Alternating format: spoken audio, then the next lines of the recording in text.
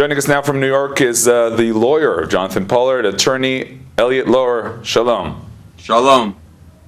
So first of all, if you could tell us a bit about the feeling, the emotions, the excitement early Friday morning. The feeling was one of tremendous elation, particularly for Jonathan and Esther to be together for the first time and to be able to prepare for the first Shabbat together. Of course, there are issues with the parole commission that we need to work out, restrictions that we are challenging, so there is a degree of reservation. But overall, Jonathan and Esther are elated that he is out, and we recognize the battle is not yet over to remove the restrictions, to permit travel to Israel, and Jonathan and Esther to settle in Israel as a family. Now tell me please, the fact that everything was so quiet, so discreet, is that part of a policy? Well, from our perspective, it's very important for Jonathan and Esther to be afforded a measure of privacy.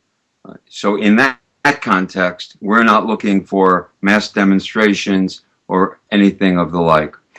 On the lawyer front, there's anything but a sense of quiet. We filed a petition Friday. Now in terms of your activity, what can you tell us about the petition? Okay. We filed a petition on Friday in the federal court to challenge the restrictions on movement, the restrictions on internet monitoring are unreasonable, unlawful, arbitrary, and serve no legitimate purpose. That is what we are challenging. We would hope to be before a federal judge this coming week and hope that the court will agree with us. Now, from your experience, does this have a chance? The law is very clear that while there are certain standard restrictions in any parole context, the restrictions above and beyond the ordinary, which are checking in on a periodic basis, agreeing to do drug testing when necessary, but beyond that, the extraordinary conditions that might be set for a pedophile, for a drug dealer, for a gang member, for someone with a tendency to be violent, those restrictions need to be connected to the original crime and the potential for recreating the criminal event.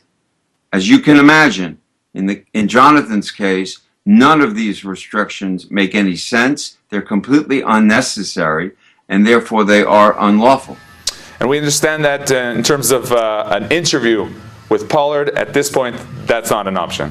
Well, he is able to do interviews, but only with the express permission of the Department of the Navy, Naval Intelligence. So for the time being, he's not conducting any interviews and not communicating in order to make sure that there's no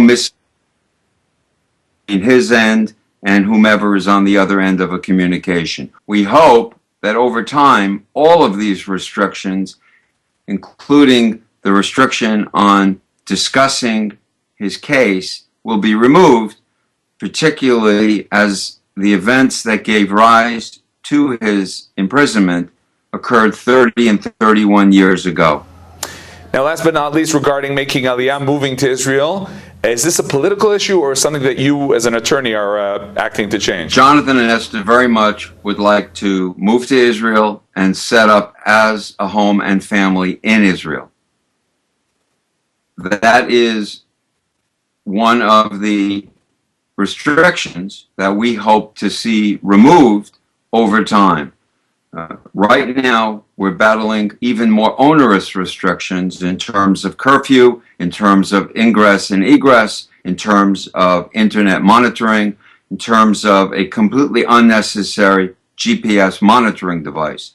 Eventually, we would hope that the Department of Probation, the Parole Commission, and the Department of Justice will accept the fact that after 30 years, there's absolutely no purpose in keeping Jonathan here, travel or move to Israel.